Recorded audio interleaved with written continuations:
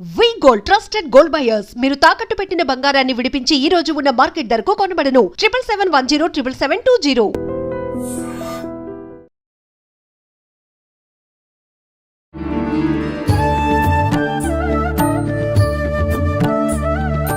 నమస్కారం గురుగారు. ఓం శ్రీ మహాగణాధిపతయే నమః. గురుగారు, తిరుపతిలో వెంకటేశ్వర స్వామి వారు కళ్ళు మూసుకొని ఉంటారని చెప్పి అంటుంటారు కదా, నిజంగా ఎందుకు స్వామివారు కళ్ళు మూసుకొని ఉంటారు? దాని వెనకాల ఏదైనా ఆంతర్యం ఉందంటారా? తప్పకుండా. ఓం నమో వెంకటేశాయ. తిరుమల యావత్ ప్రపంచానికి ఆధ్యాత్మిక రాజధాని. కోటాను కోట్ల మంది భక్తులు అక్కడికి వెళ్తూ ఉంటారు. ఆయన కళ్ళు మూసుకోవడానికి గల కారణం ఏమిటి అంటే జరిగేటువంటి పాపాలని చూడలేక. ఎందుకంటే భగవంతుడి దగ్గరికి వెళ్ళేటువంటి వాళ్ళలో 100కి 99 మంది పాపాత్ములే వెళ్తారు. అంటే పాపం చేశాను, పాపం నుంచి నిష్కృతి కావాలి అని వెళ్ళేవారు. కోపాలు వస్తాయి చాలామందికి నేను విషయం చెప్తే. లేదా నేను ఇంత సంపాదించాను, నీకు ఇందులో ఇంత వాటా ఇస్తా, హుండీలో ఇంత వేస్తా. లేదా ఈ పాపాలు నేను చేశాను, నాకు ఇది వస్తే నీకు నా జుట్టు ఇస్తా. నీ జుట్టు ఇవ్వడం నాకేమైనా లాభమా?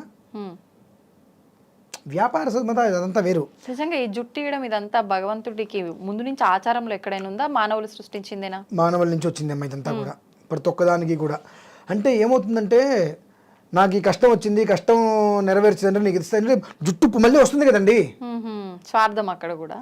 నీకు ఒక్కసారి తిరుమల వెళ్ళి గుండు చేయించుకుంటే నీకు మళ్ళీ నెత్తి మీద ఒక్క వెంట్రుక మొలవదంటే గుండు చేయించుకుంటారా? ఎవరు చేయించుకోండి. మరి స్వార్థం కదా. స్వార్థమే. అంటే భగవంతుడితో కూడా బేరాలే ఆడుతున్నాం మనం. భగవంతుడితో కూడా స్వార్థంతో ఉన్నాం తప్ప భక్తిగా ప్రేమగా ఎక్కడ మనం లేము.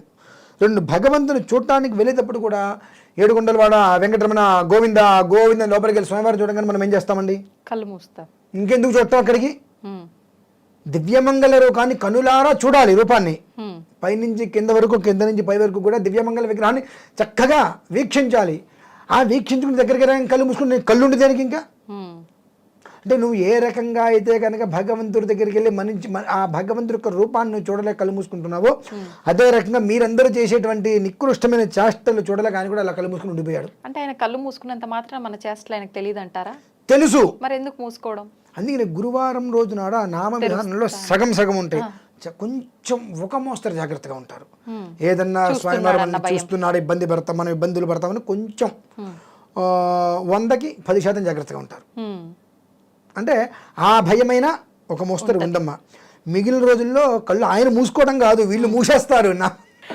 ఆయన చూస్తున్నారు, తప్పులు మీరు చూడొద్దు అని వీళ్ళు మూస్తారా? నీ కళ్ళు మూస్తాం, మా తప్పులు మేము చేస్తాం అనే రీతిలో అవన్నీ కూడా అక్కడ జరుగుతున్నాయి. ఎందుకంటే ఇక్కడ ఏది కూడా మనం భగవంతుని నిందించడానికి ముందుంటాం. ఇందులో మీకు ఒక విషయం చెప్తా. ఎన్నో రకాల విధ్వంసాలు జరుగుతున్నాయి దేవాలయాల మీద. అంటే నన్ను అడిగారు, అడిగితే దానికి నేను సమాధానం మీకు కాదు అందరికీ అర్థమయ్యే రీతిలో నేను ఒక వీడియోలో చెప్తాను. అనుకోకుండా దానికి సంబంధించి మీరు అడిగారు కాబట్టి ఇందులో నేను చెప్పాల్సి వస్తుంది. తనను తాను రక్షించుకోలేని భగవంతుడు భక్తుల్ని ఎలా రక్షిస్తాడు? అంతే కదా. అంటే నాకు అనిపించింది నిజమే, తప్పే ఉన్నది.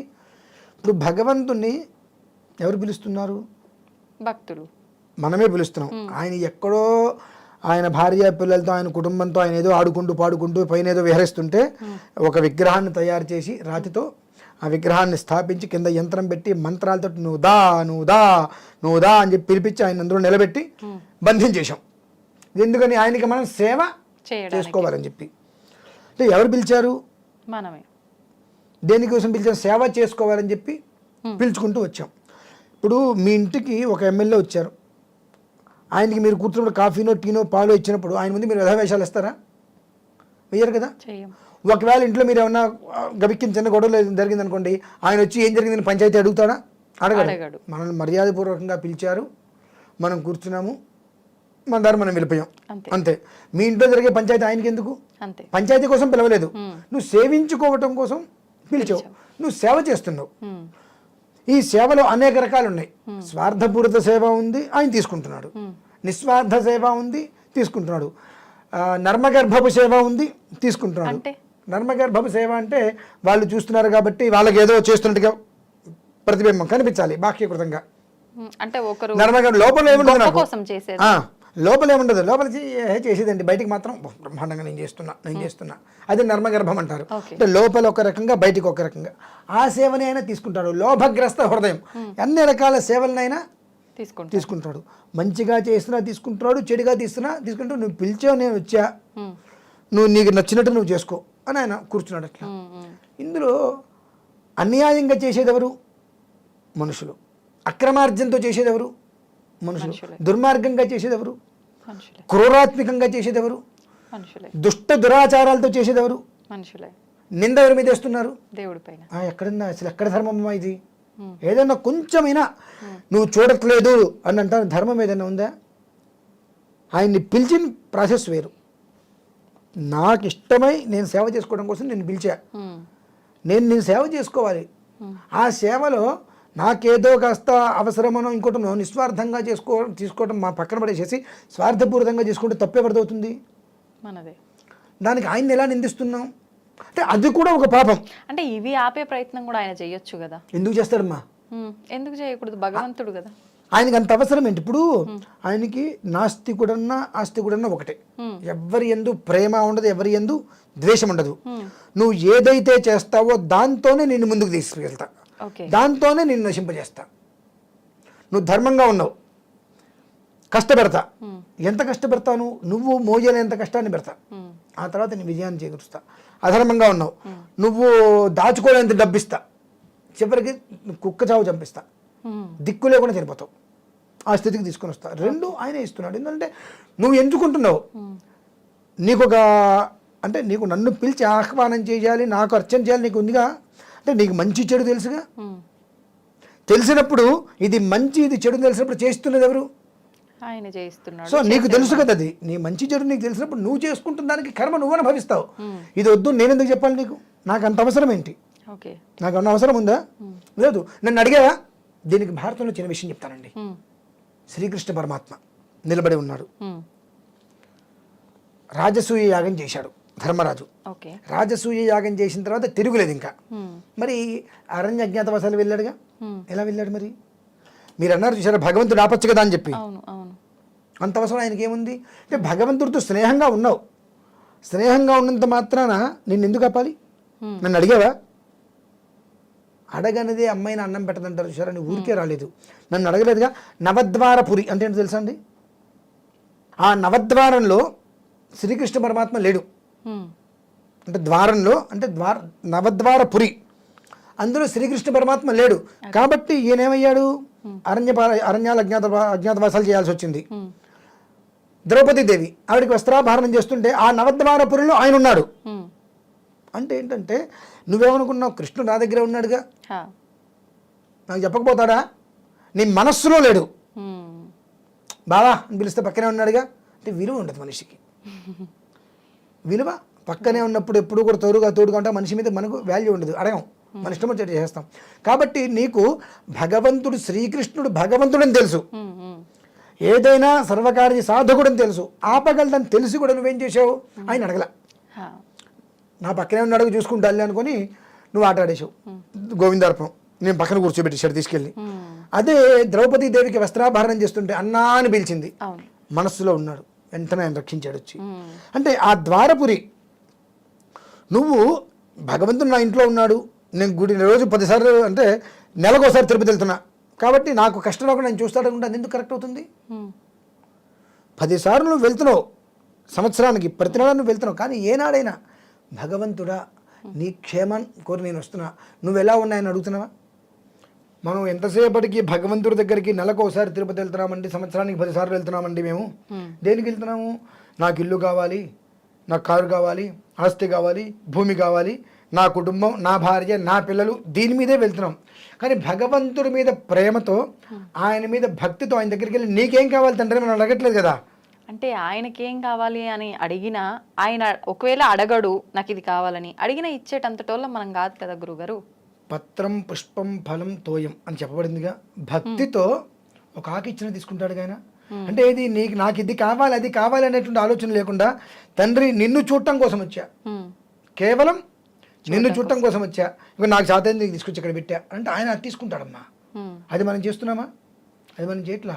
కాబట్టి మనం ఆయనకి చేయలేనప్పుడు ఆయన మనకు చెయ్యలేదు అనే అర్హత మనకు లేదు. లేదు.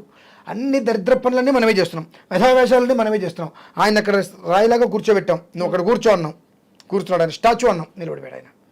మన అన్నీ మనం చేసేసుకుంటూ మనం చూడట్లేదు, పట్టించుకోవట్లేదు. ఆయనకి అవసరం ఏముంది అసలు? పిలిచింది మనం, కూర్చోబెట్టింది మనం, ఆయన ఉన్నాడు, మనం కూర్చోబెట్టాము, మర్యాద లేకుండా మన ఇష్టం వచ్చినట్టు మనం చేసుకుంటున్నాం. ఆయనకి అది అవమానమా కదా?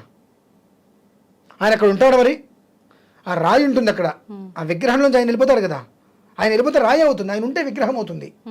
ఆయన వెళ్ళిపోతాడు, ఇక ఆయన ఉంటే ఎంత లేకపోతే ఎంత, మన ఇష్టం వచ్చినట్టు మనం చేస్తున్నప్పుడు. కాబట్టి మనం చేసేటువంటి నీతి మాలిన పనులకి భగవంతుడిని నిందించడం కరెక్ట్ కాదు, అదొక మహాపాపం మళ్ళీ. కాబట్టి మనం చేసుకునేటి ఇప్పుడు ఉన్నారు, మన సనాతన ధర్మం మీద ఏం జరిగినా నాకు సంబంధం లేదండి, నేను మహాపత్తిత్తుని, నేను నా అవసరమైతే నా కుటుంబం గురించో నా కులం గురించో వస్తే నేను ఫేస్బుక్ లేదా కామెంట్లో పెట్టేస్తాను, నువ్వు వింటా అని చెప్పి. అంతగా నేను వెళ్ళి ఎదురు ప్రశ్న చేయనండి, నా వల్ల కాదండి, నాకు నా కుటుంబం ఉందండి, నేను కూర్చునే రకాలు మనకెందుకండి ఇవన్నీ. ఎంతసేపటికి కూడా మనం ఒక మాట అంటే, మన ఇంటికి పాలవాడు వచ్చాడు అనుకోండి, పాలవాడిని మనం తిడతాం. కూరగాయల తన దగ్గరికి వెళ్ళి, ఇంకో కుసరై, ఇంకో టమాటా ఇవ్వు, 50 రూపాయల కిలో, 45 చేసుకో, ఈ 5 రూపాయలు వాడితో బ్రతికేసినట్టుగా, మనకేదో పేదవాళ్ళు అయిపోయినట్టుగా వాడి దగ్గరికి వెళ్ళి పొట్లాడతాం. అదే కిలో టమాటాలు రిలయన్స్లోకి వెళ్ళి తీసుకుంటే ఆ కిలో పైన 40 గ్రాములు అంటే 40 గ్రాములు కూడా వాడు చచ్చినట్టు ముక్కు పిండి వసూలు చేస్తాడు. వాడి దగ్గర నోరు మూసుకొని బయటకు వస్తాం. కాబట్టి మనం ఏం మాట్లాడినా ఎదురు తిరిగి మాట్లాడుకునే వాడి మీద మాత్రమే మనం ప్రతాపాలు చూపిస్తాం తప్పితే, కాస్త ఎదురు తిరిగి మాట్లాడతాడు అనుకుంటే ముందే నోరు మూసుకొని పక్క కూర్చునే రకాలు మనం. కాబట్టి భగవంతుడు తిరిగి మాట్లాడు కాబట్టి ఆయన అక్కడ కూర్చోబెట్టి ఆయన అనేక రకాలుగా అవమానిస్తూ మన ఇష్టం వచ్చినట్టు మనం చేసుకుంటున్నాం. కాబట్టి ఆయన వెళ్ళిపోయాడు, అక్కడ లేడు. ఎందుకుంటాడు? ఇందాక మిమ్మల్ని ఒక ప్రశ్న అడిగా, మీ ఇంటికి ఒక మనిషిని పిలిచి, పెద్ద మనిషిని పిలిచి ఆయన ముందు మీరు వ్యవహారాలు చేసుకుంటే ఆయన ఉంటాడా? ఆపుతాడా?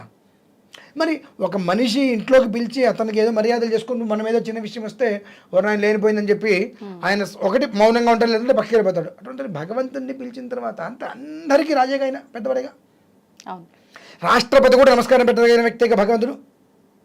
మరి ప్రపంచంలో అందరూ నమస్కారం చేస్తారు, అంత గొప్పవాడిగా అటువంటి వ్యక్తిని పిలిచి నువ్వు నీ ఇష్టం వచ్చేది చేస్తున్నావు అంటే ఆయనకి అవసరం ఉందమ్మా. కాబట్టి తప్పది విషయం, అంటే తప్పు మన దగ్గరనే ఉంది కంప్లీట్గా. తప్పుడు మనుషులు మనమే, సందేహమే లేదు అందులో. ఓకే, చాలా మంచి ఎక్స్ప్లెనేషన్ ఇచ్చారు గురుగారు, ధన్యవాదాలు.